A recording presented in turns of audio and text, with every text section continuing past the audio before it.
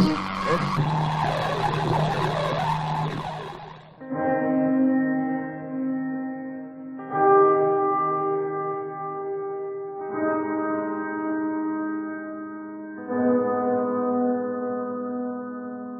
Haunted Orchard by Richard Le Gallienne. Spring was once more in the world. As she sang to herself in the faraway woodlands, her voice reached even the ears of the city, weary with the long winter. Daffodils flowered at the entrances to the subway. Furniture-removing vans blocked the side streets. Children clustered like blossoms on the doorsteps. The open cars were running, and the cry of the cash flow man was once more heard in the land.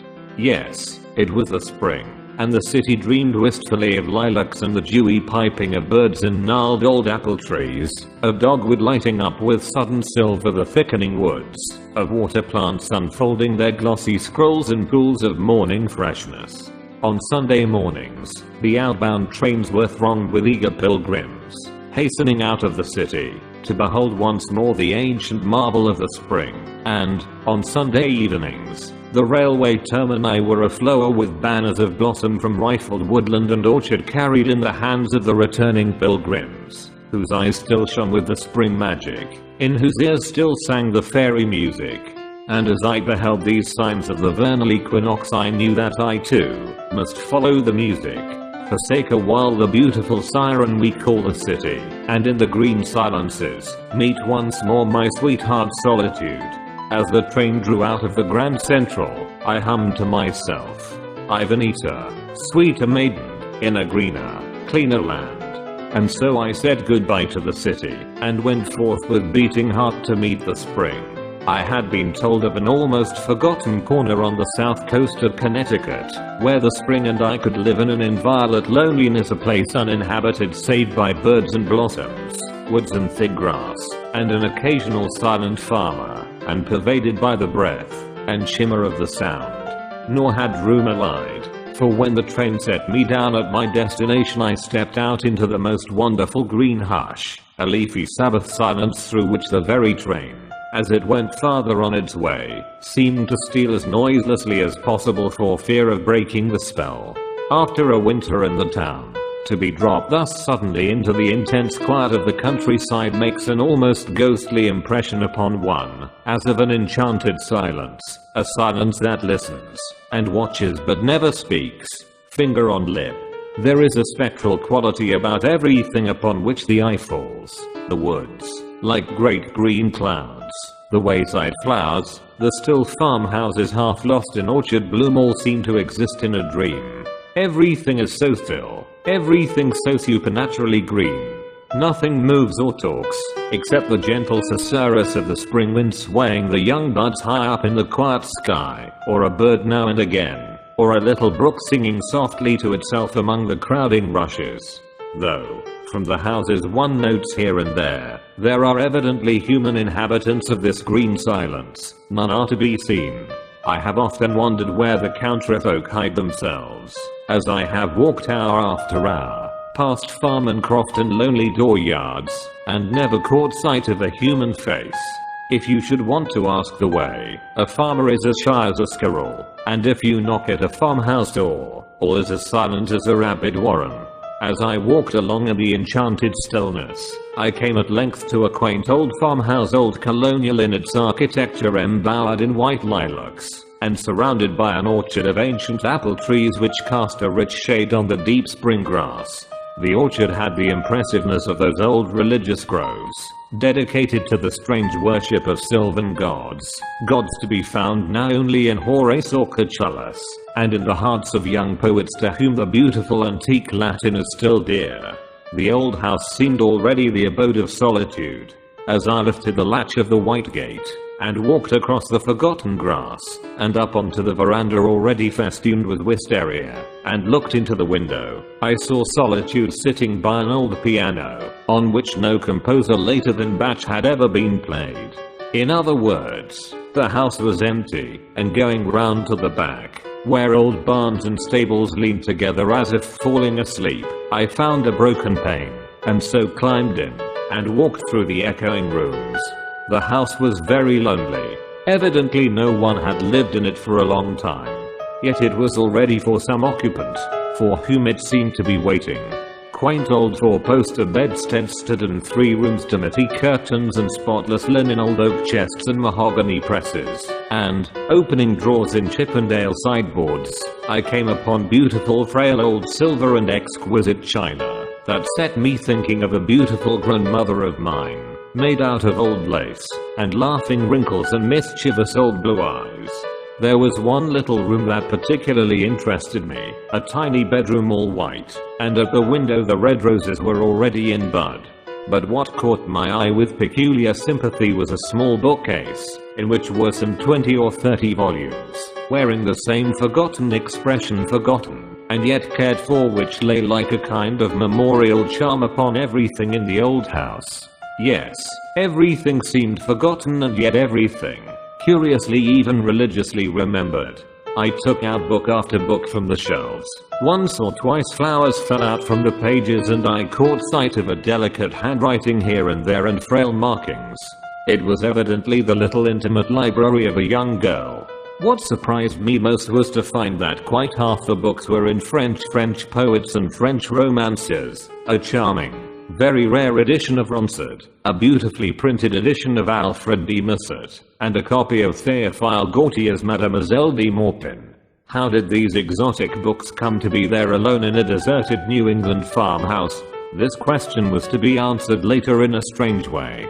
Meanwhile I had fallen in love with the sad, old silent place, and as I closed the white gate, and was once more on the road, I looked about for someone who could tell me whether or not this house of ghosts might be rented for the summer by a comparatively living man.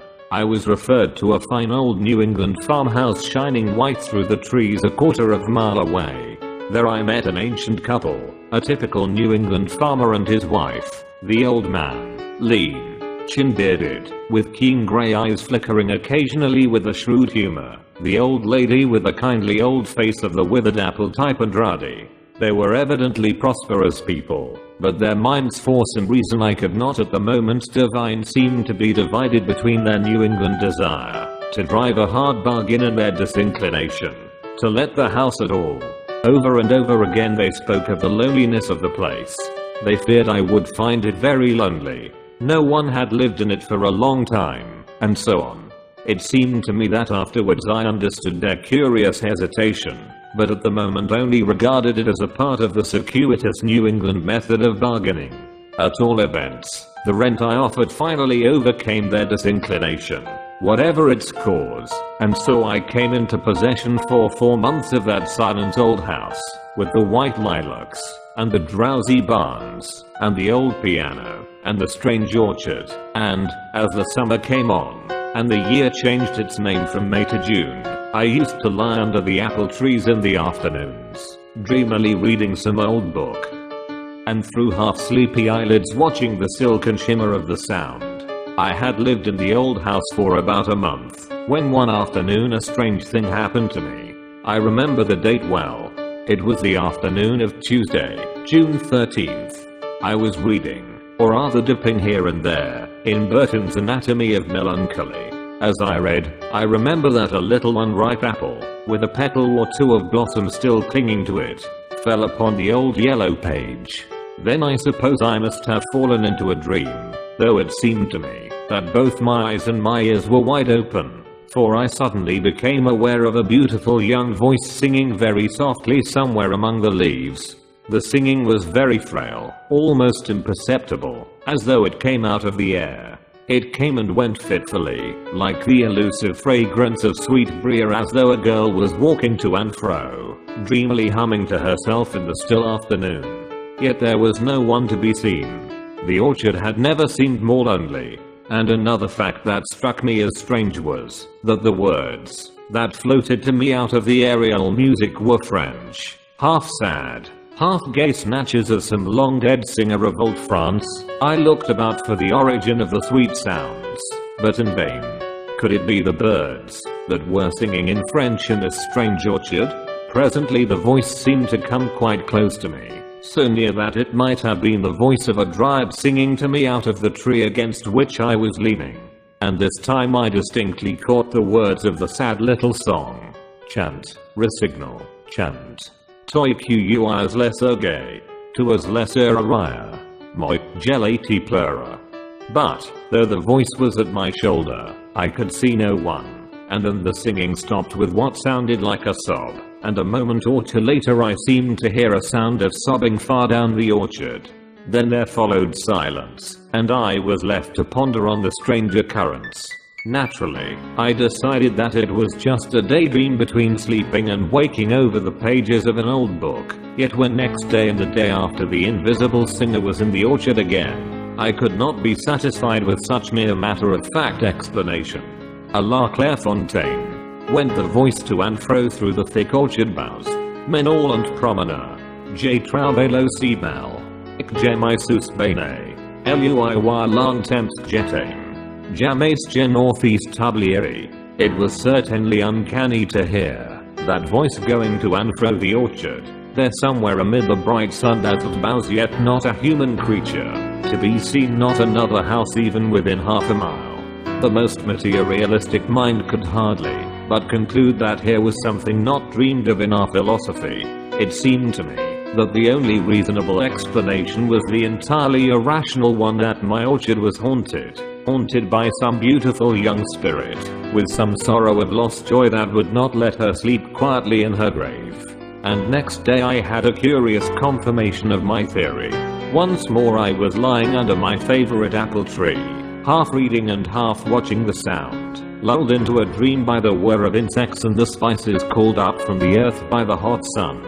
As I bent over the page, I suddenly had the startling impression that someone was leaning over my shoulder and reading with me, and that a girl's long hair was falling over me down onto the page. The book was the Ronsard I had found in the little bedroom. I turned, but again there was nothing there. Yet this time I knew that I had not been dreaming, and I cried out, "Poor child, tell me of your grief that I may help your sorrowing heart to rest." But, of course, there was no answer. Yet that night I dreamed a strange dream. I thought I was in the orchard again in the afternoon and once again heard a strange singing, but this time, as I looked up, the singer was no longer invisible. Coming toward me was a young girl with wonderful blue eyes filled with tears and gold hair that fell to her waist. She wore a straight, white robe that might have been a shroud or a bridal dress. She appeared not to see me, though she came directly to the tree where I was sitting. And there she knelt and buried her face in the grass and sobbed as if her heart would break. Her long hair fell over her like a mantle, and in my dream I stroked it pityingly and murmured words of comfort for a sorrow I did not understand. Then I woke suddenly as wanders from dreams. The moon was shining brightly into the room. Rising from my bed, I looked out into the orchard. It was almost as bright as day. I could plainly see the tree, of which I had been dreaming, and then a fantastic notion possessed me. Slipping on my clothes, I went out into one of the old barns, and found a spade. Then I went to the tree, where I had seen the girl weeping in my dream, and dug down at its foot. I had dug little more than a foot when my spade struck upon some hard substance, and in a few more moments I had uncovered and exhumed a small box, which, on examination, proved to be one of those pretty old-fashioned Chippendale work boxes used by our grandmothers to keep their thimbles and needles in, their reels of cotton and skeins of silk. After smoothing down the little grave in which I had found it, I carried the box into the house, and under the lamplight examined its contents.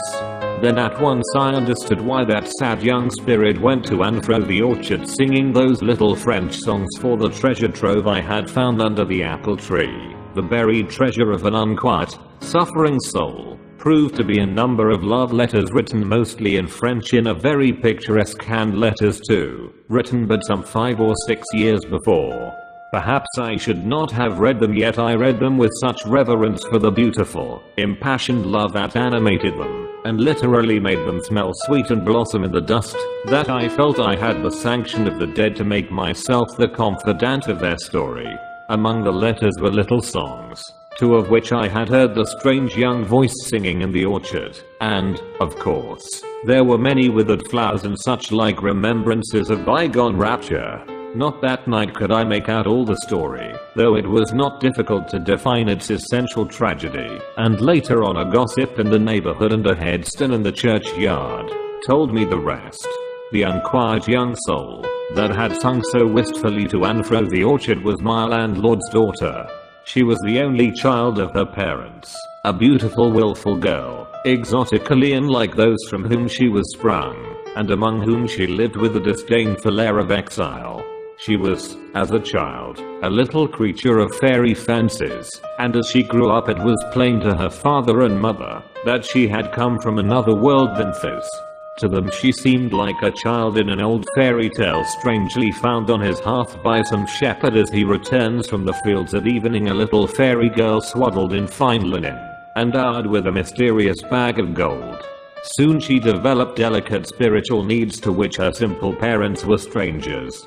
From long truances in the woods she would come home laden with mysterious flowers, and soon she came to ask for books and pictures and music, of which the poor souls that had given her birth had never heard. Finally she had her way, and went to study at a certain fashionable college, and there the brief romance of her life began. There she met a romantic young Frenchman who had read Roncesvalles to her, and written her those picturesque letters I had found in the old mahogany workbox. And after a while the young Frenchman had gone back to France, and the letters had ceased.